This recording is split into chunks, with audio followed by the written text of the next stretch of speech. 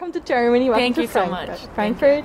And congratulations on being nominated for the Youth Literature Prize awarded by a youth jury. Are you excited about it? I'm so excited. Yeah, it's really thrilling. I mean, especially because, as I understand it, this category was actually chosen by readers, so that means a lot to me. And I mean, it's just so thrilling to think about the book reaching the hands not just in my country, but really affecting people of other countries as well. So I'm really thrilled. Germany!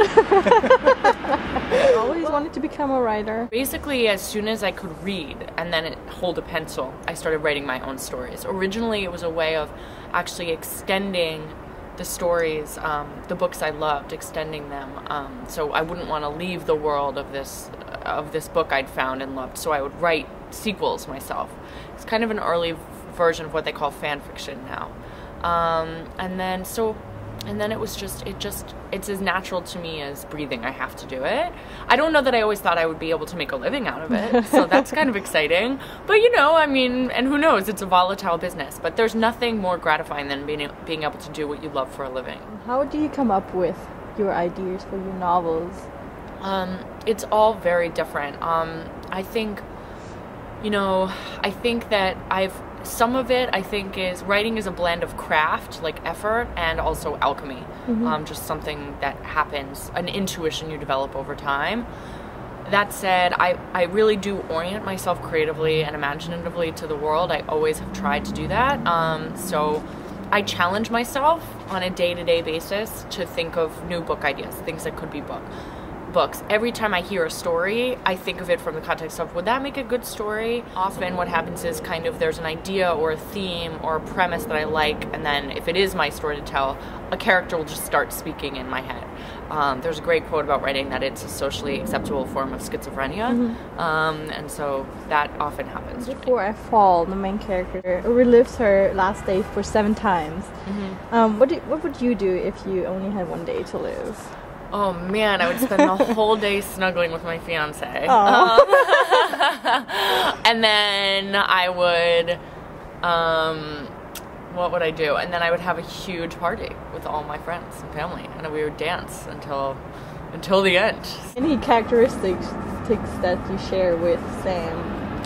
Yeah, tons. I mean, I think it's really important to write yourself into novels. I mean, to be fair, I probably shared more characteristics with her when I was her age.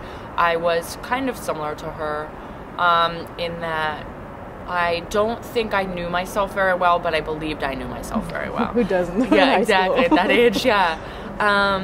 And I think that is why it's managed to transcend cross-cultural boundaries, because that is a very universal characteristic, it seems, of people of that age. And so I think I was kind of disconnected and I was unhappy, but I didn't know it. And so it led to a lot of, acting out, dating the wrong boys, falling in love with people like Rob, not falling in love with people like Kent, which I should have been doing. And so, so a lot of those things. I actually drew a lot from my own high school experience. In that book, we actually did have a Cupid Day, that holiday, very sadistically. We had one. I had a group of 3 best friends. They were nicer than the girls in the book. And there were just a lot of things, like specific details that I pulled from real life. Is there anyone who inspires you? Pretty much everybody inspires me. My father has been a big inspiration. He's a writer as well. My parents are both intellectuals. They're professors. My sister's a professor. I'm the underachiever in the family. I'm the only one without a PhD. So, and they're just brilliant, creative, very, very smart people who inspire me. But yeah, my soon-to-be husband inspires me a lot. He's very good. People who are good inspire me. People who are truly good and kind and caring. They really inspire me. They humble me a lot. So, if you had 3 wishes for your future, what would they be? Happiness, I think. Just happiness, a life full of love, and productivity. Actually, Freud, these might be German words, Leben and Arbeiten, said you need work and love in your life, and I think that's true. So I would wish to work well and love well and be happy. If you had to choose between a granola bar and a packet of ketchup, what would you pick and why? Oh man, Is it hard? It's so hard. I mean, it depends. I mean, ketchup is so all-purpose. I mean, but it's not very nutritional. So it depends on how hungry I am and whether I have anything to put the ketchup on. If I have bread or pasta, I will definitely choose ketchup anytime because that goes very well with ketchup, no matter what people think. But for on the road, for touring, I have to say I live on granola bars. I live on them. They're stuffed into my suitcase upstairs. They're like spilling out everywhere because otherwise I would just shrivel up into nothing. So First part of the Love Disease trilogy, Delirium, is in stores now. How did you come up with the idea of portraying love as a disease? Well, it came from a couple different places. So one was Gabriel Garcia Marquez. I read an essay by him saying that all good books are about either love or death. And I'd just written a book that has the main character dying 7 times, so I figured I should stay away from death for a while. So I was thinking about a modern love story and how I could do it in a way that would be interesting to me. Because I'd never really written a book with love or a romantic relationship at its heart. Or at its central premise. And then the next day I went to the gym, and it was several years ago, so it was during the swine flu panic that happened in the US and all over. And anyway, everybody in New York was freaking out, and I was just thinking it's so strange how periodically people go into a panic about these perceived epidemics that really end up proving to be totally overblown. And I don't know, I think the two ideas somehow combined in my head, and I was thinking, you know, love has more symptoms in common with a psychological and even physiological disorder than many of the things we go into crazes about and that we medicate for in modern life.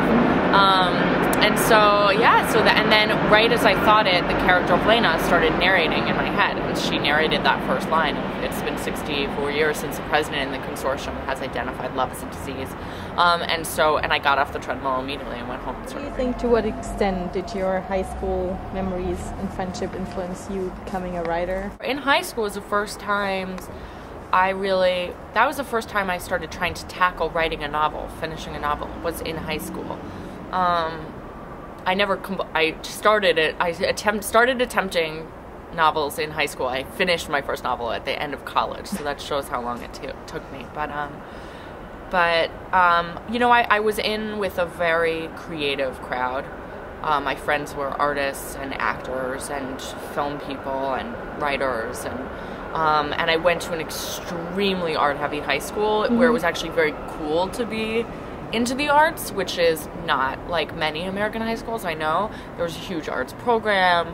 I actually was in an a cappella group with like my best friends, and it was actually cool to be in an a cappella group. I know it sounds improbable, but people so you can sing. I can sing, yeah. I mean, I really did. There were like football players trying to audition to be part of the a cappella groups. We threw the best parties. I think that's why people wanted to join. But so I think that did influence me a lot. I really do. In your blog, you posted several New Year's resolutions for 2011. Oh gosh, I probably already destroyed them all. I don't even remember what they were. That's well, so sad. I'm gonna read them to you. Okay, good. Yeah. Well, it's get more sleep, drink more water, see more movies. Okay. Host more theme parties. Okay. Make your bed every day. Make more time for pleasure reading. Yeah. Oh, those are okay. I definitely make my bed every day. I definitely make more time for pleasure reading. I definitely drink more water. I actually am getting more sleep. Wow, I'm doing really good. I'm not sure I've started having more theme parties.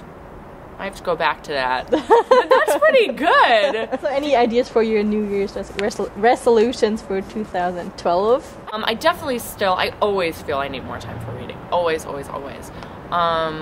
And I would like to learn how to cook Vietnamese food. So that can be a New Year's resolution. I like my New Year's resolutions to be fun and easy. So I would say my New Year's resolutions for next year are still get more sleep and continue drinking more water. Definitely make more time for pleasure reading. I do think that's still important. And get my fiance to drink wine. And cook Vietnamese food. Learn how to cook Vietnamese food. Is there anything that you would like to share with your German fans? So danke from the bottom of my heart.